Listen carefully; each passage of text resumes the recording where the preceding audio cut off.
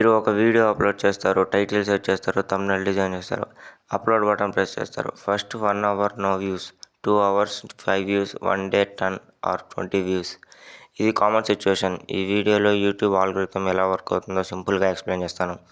No tips, no motivation, just process. First point ఏంటంటే YouTube algorithm మీ వీడియోని డైరెక్ట్గా మిలియన్స్ ఆఫ్ పీపుల్ చూపించదు. ఫస్ట్ చిన్న టెస్ట్ బ్యాచ్ ఉంటుంది. యూజువల్లీ మీ సబ్స్క్రైబర్స్లో కొంతమంది లేదా సిమిలర్ ఇంట్రెస్ట్ ఉన్న యూజర్స్ ఆ బ్యాచ్లో యూట్యూబ్ అబ్జర్వ్ చేస్తుంది. పీపుల్ క్లిక్ చేస్తున్నారా లేదా ఇగ్నోర్ చేస్తున్నారా అని. ఇది ఫస్ట్ సిగ్నల్. దీనిని CTR అంటారు, క్లిక్ త్రూ రేట్.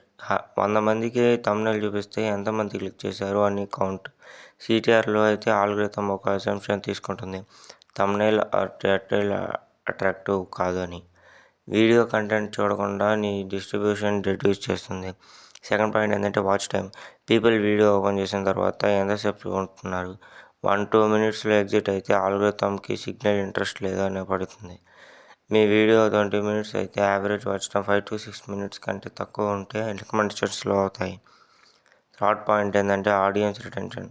పీపుల్ ఎగ్జాక్ట్గా ఎక్కడ ఎగ్జిట్ అవుతున్నారు యూట్యూబ్కి తెలుసు. ఫస్ట్ 30 సెకండ్స్లో మ్యాక్సిమం డ్రాప్ అయితే యూట్యూబ్ టెస్టింగ్ స్టేజ్లోనే స్టాప్ అవుతుంది. ఫోర్త్ పాయింట్ ఏంటంటే లైక్స్ అండ్ సబ్స్క్రైబర్స్. లైక్స్ ఆల్గోరిథంని సెకండరీ సిగ్నల్ మాత్రమే. యూట్యూబ్ సబ్స్క్రైబర్స్ కూడా మెయిన్ ఫ్యాక్టర్ కాదు. Comments and shares comparatively strong signals. ఎందుకంటే కామెంట్స్ అంటే ఇంటరాక్షన్, షేర్ అంటే ఎక్స్టర్నల్ వేరియేషన్.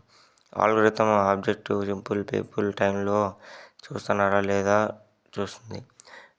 నీకు నిజం చెప్పనా, యూట్యూబ్ బెస్ట్ క్వాలిటీ వీడియోని కాదు, బెస్ట్ పర్ఫార్మింగ్ వీడియోని ప్రమోట్ చేస్తుంది. క్వాలిటీ అండ్ వర్డ్ ఆల్గోరిథం డిక్షనరీలో లేదు, only numbers. CTR watch time, retention, interactions.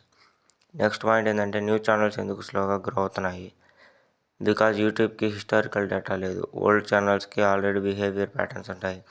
New channel అంటే రిస్క్, అందుకే ఫస్ట్ ఫ్యూ వీడియోస్ టెస్టింగ్లోనే ఆగిపోతాయి.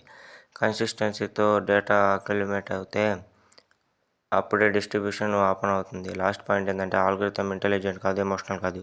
రూల్స్ ఫాలో అయితే పుష్ చేస్తుంది, ఫాలో కాకపోతే ఇగ్నోర్ చేస్తుంది. ఈ ప్రాసెస్లో పర్సనల్ జడ్జ్మెంట్ కాదు. నెక్స్ట్ ఎపిసోడ్లో fake views, fake subscribers, artificial growth ఎలా వర్క్ అవుతుందో ఎక్స్ప్లెయిన్ చేస్తాను. ఫ్యాక్ట్స్ మాత్రమే, నో ప్రామిసెస్, నో మోటివేషన్.